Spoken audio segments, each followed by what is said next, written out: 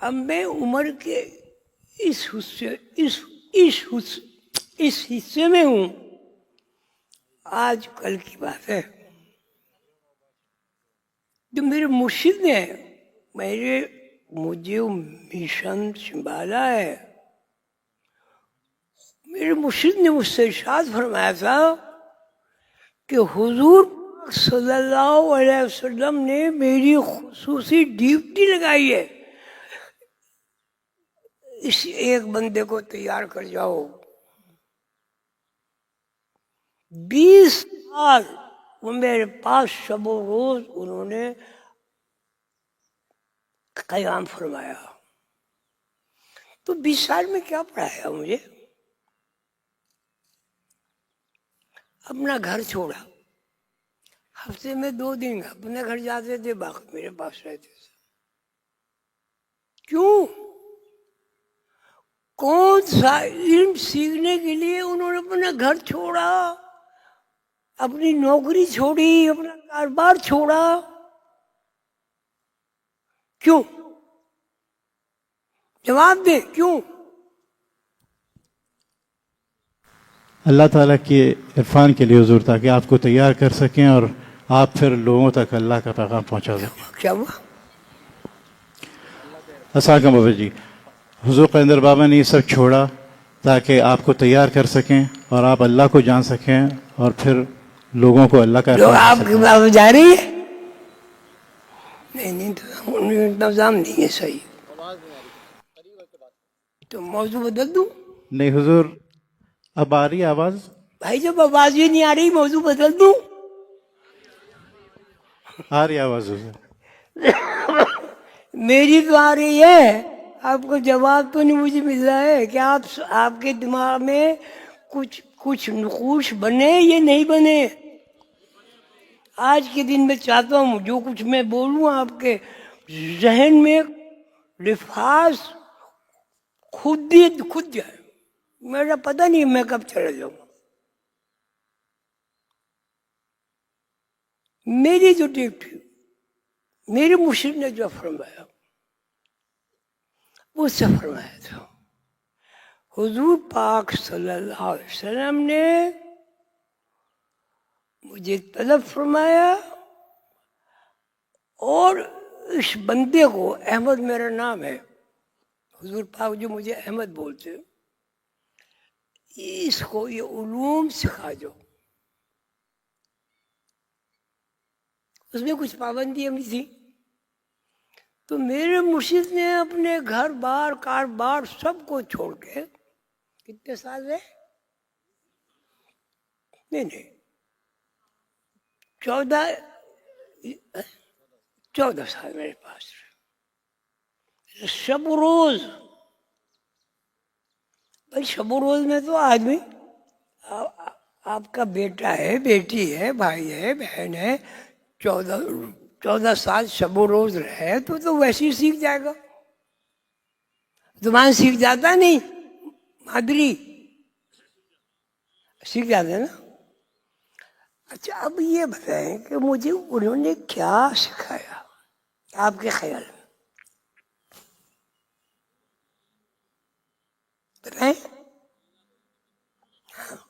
اللہ تعالیٰ کا عرفان. یہاں کے بتائیں، اس میں بتائیں. ہاں بھائی. ابا حضور، اللہ کو پہچاننے کی طرزیں، اللہ کو پہچاننے کا علم، تاکہ آپ اس مشن کو آگے لے کے چلیں، کیوں تاکہ وہ مشن لے کے آپ آگے چلیں اور ہم تک پہنچائیں. کیوں؟ کیونکہ اللہ چاہتا ہے کہ میں پہچانا جاؤں اس کی اللہ محبت کے چاہتا ساتھ. ہے. سبحان اللہ، بڑی اچھی بات کہی آپ. 2 حدیثیں ہوتی ہیں. ایک حدیث قدسی ہوتی ہے. جی جی. قدس حدیث ہوتی جو اللہ تعالیٰ نے ڈائریکٹ فرمائی، اور حدیث قدسی یہ ہو گئی. اور دوسری قدسی جو ہے وہ مخلوق جب ہوگی، اس کے کھانا پینا سونا جاگنا اضافی اولاد میں دو رخ متعین ہوئے. یہ ہو سکتا ہے آپ یہ بات پھر نہ سنیں، یہ کیوں؟ دیکھیے اللہ نے پیدا کیا، اب پیدائش کی بات کیا ضروری تھا بھائی؟ اللہ سارا حضور سارا انتظام کرنا کہ کیا کھانا ہے پینا ہے، وسائل، وسائل. جی وسائل کا انتظام کیا، چاند کا انتظام کیا، سورج کا انتظام کیا، اور ستاروں کا انتظام کیا، 7 چھتوں کا انتظام کیا، جی ابا حضور. 7 زمینوں کا انتظام کیا، جی موت و حیات کا انتظام کیا. آپ ایک دن کے ہیں، جی. اب 2 دن کے ہو گئے، ایک دن کہاں گیا؟ وہ غیب میں چلا گیا. یعنی جی غیب میں چلا گیا، غیب سے کیا مطلب؟ جہاں سے آیا تھا وہاں چلا گیا. کہاں سے آیا تھا؟ اللہ کے پاس سے آیا تھا، اللہ کے پاس چلا گیا. ٹھیک ہے، جی اب آپ 2 دن کے ہو گئے، دنیا میں آ گئے. اب آپ 3 دن ہو گئے، 2 دن کہاں گئے؟ وہ بھی غیب میں چلے گئے. هو الاول، هو الاخر، آخر. هو الظاہر، هو الباطن. اس کا کیا مطلب ہوا؟